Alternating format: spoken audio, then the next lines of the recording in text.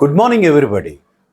చాలామంది అడుగుతారు, ఈ తాగుడికి బానిసైన వాళ్ళు రోజువారీ తాగుతూ జీవితాన్ని నాశనం చేసుకుంటున్న వాళ్ళు, వీళ్ళకి అసలు ఏమన్నా విముక్తి ఉందా? వీళ్ళని ఎలా బయటికి తీసుకురావాలని అడుగుతూ ఉంటారు. డెఫినెట్గా డ్రగ్స్కి కానీ ఆల్కహాల్కి కానీ బానిసలైతే, ఎడిక్ట్ అయితే దానికి మానసిక వైద్యుల దగ్గర డీ అడిక్షన్ థెరపీ, అంటే ఎడిక్ట్ అయ్యాం దాని నుండి బయటికి తీసుకురావటాన్ని డీ అడిక్షన్ థెరపీ అంటాం.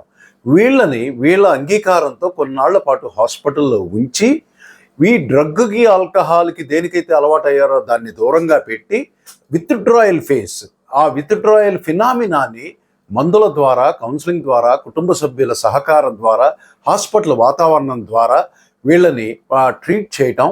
అలాగే సెకండ్ ఫేజ్లో ఎవర్షన్ థెరపీ, అది కెమికల్ ఎవర్షన్, ఎలక్ట్రికల్ ఎవర్షన్, 2 రకాల ఎవర్షన్స్ ఉంటాయి.